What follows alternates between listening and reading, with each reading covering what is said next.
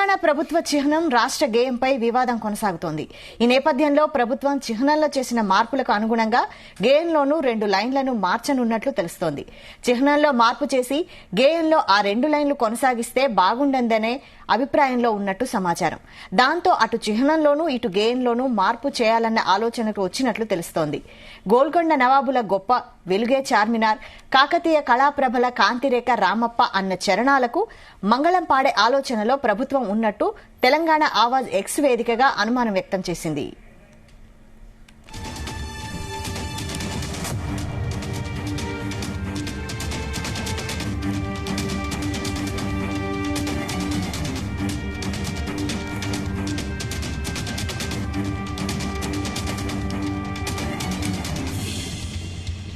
తెలంగాణ ప్రభుత్వ చిహ్నం రాష్ట్ర గేయంపై వివాదం కొనసాగుతోంది. ఈ నేపథ్యంలో ప్రభుత్వం చిహ్నంలో చేసిన మార్పులకు అనుగుణంగా గేయంలోనూ 2 లైన్లను మార్చనున్నట్లు తెలుస్తోంది. చిహ్నంలో మార్పు చేసి గేయంలో ఆ 2 లైన్లు కొనసాగిస్తే బాగుంటుందనే అభిప్రాయంలో ఉన్నట్టు సమాచారం. దాంతో అటు చిహ్నంలోనూ ఇటు గేయంలోనూ మార్పు చేయాలన్న ఆలోచనకు వచ్చినట్లు తెలుస్తోంది. గోల్కొండ నవాబుల గొప్ప వెలుగే చార్మినార్, కాకతీయ కళాప్రభల కాంతిరేఖ రామప్ప అన్న చరణాలకు మంగళం పాడే ఆలోచనలో ప్రభుత్వం ఉన్నట్టు తెలంగాణ ఆవాజ్ ఎక్స్ వేదికగా అనుమానం వ్యక్తం చేసింది. దీనిపై మరిన్ని అప్డేట్స్ మా ప్రతినిధి శ్రీచరణ్ అందిస్తారు. శ్రీచరణ్. వైశాలి, తెలంగాణ ప్రభుత్వం చిహ్నంతో పాటు రాష్ట్ర గేయంపై ఇంకా వివాదం కొనసాగుతూ ఉంది. ప్రభుత్వ చిహ్నంలో చేసిన మార్పులకు అనుగుణంగా గేయంలోనూ కూడా 2 లైన్లను మార్చనున్నట్లు కూడా ప్రస్తుతం ప్రచారం నడుస్తోంది.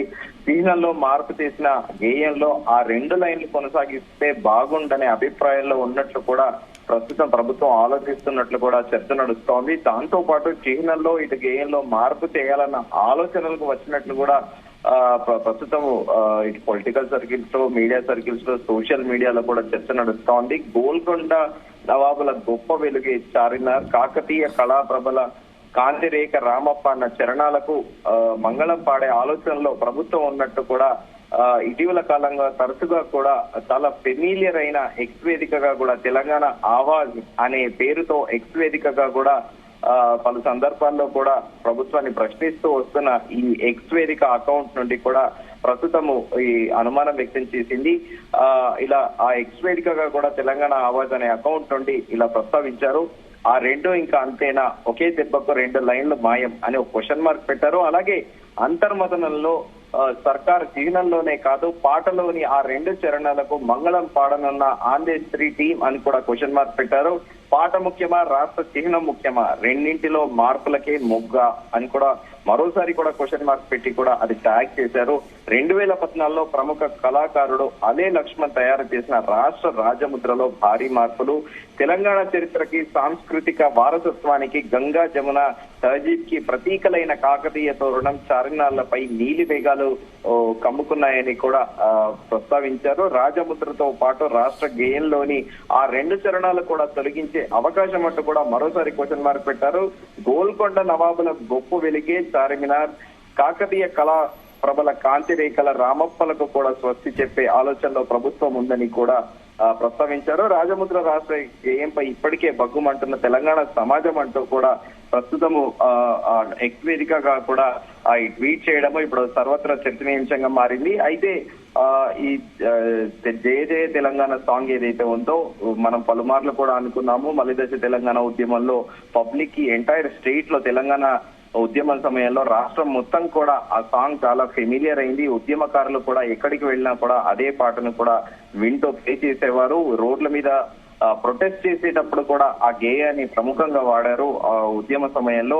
అయితే ఇప్పుడు చర్చ ఏంటంటే ఇటు రాజకీయ విశ్లేషకులు విమర్శిస్తుంది ఏంటంటే ఎవరి ఎరా వాళ్ళు ఉండాలి అనేది ఒక కోరుకోవడము. గతంలో బీఆర్ఎస్ ప్రభుత్వంలో ముఖ్యమంత్రి కేసీఆర్ తన మార్కు ఉండాలి అని కోరుకొని అన్నిటికీ కూడా తనదైన శైలిలో కూడా యాదాద్రి దేవాలయం కానీ, నూతన సచివాలయం కానీ, అంబేద్కర్ 125 అడుగుల విగ్రహం కానీ, అమరవీరుల స్మృతివనం కానీ ఇలా ఏదైనా ప్రతి దాంట్లో తన మార్పు ఉండాలని అప్పటి ముఖ్యమంత్రి కేసీఆర్ భావించారు. సిమిలర్ గా ఇప్పటి ముఖ్యమంత్రి రేవంత్ రెడ్డి కూడా తన మార్కు ఉండాలి పరిపాలనలో, తన హయాల్లో అన్నట్టు కూడా ఇప్పుడు ఆ జై జై తెలంగాణ సాంగ్ లో మార్పులు చేయడం ఏంటి అని కూడా రాజకీయ విశ్లేషకులు ప్రశ్నిస్తున్నారు. దాంతో పాటు ఈ గేయాన్ని సర్వత్రా ఇప్పుడు చర్చనీయాంశంగా మారింది. రాష్ట్ర వ్యాప్తంగా వివాదాస్పదం కూడా అవుతోంది.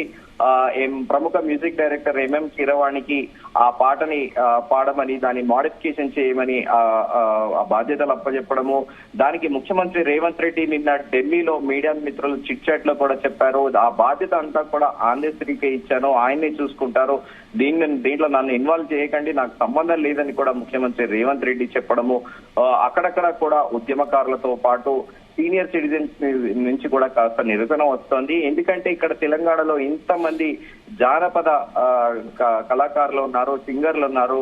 గోరేటి వెంకన్న కానీ, నల్గొండ గద్దరన్న పేరొందిన నరసన్న కానీ, రసమాయి బాలకిషన్ కానీ, ఇలా చాలా మంది తెలంగాణ ఫోక్ సింగర్స్ ఉన్నారు. అలాగే మధుప్రియ కూడా ఉన్నారు. ఇలాంటి వారిని కాదని ఆంధ్ర వ్యక్తికి చెందిన మ్యూజిక్ డైరెక్టర్ కి ఇవ్వడం ఏంటని కూడా నిరసనకారులు నిరసన వ్యక్తం చేస్తున్నారు. కానీ వాస్తవికంగా ముఖ్యమంత్రి రేవంత్ రెడ్డి ఆలోచన వేరుగా ఉంది. అంతర్జాతీయంగా కూడా ఈ పాటని తెలంగాణ రాష్ట్ర అఫీషియల్ సాంగ్ గా దీన్ని ఎక్స్ప్లోర్ చేయాలని ముఖ్యమంత్రి రేవంత్ రెడ్డి ఆలోచిస్తున్నట్లు కూడా కాంగ్రెస్ వర్గాలు చెబుతున్నాయి. కానీ వాస్తవికంగా అక్కడక్కడ నిరసనలు కూడా తెలుపుతున్నారు.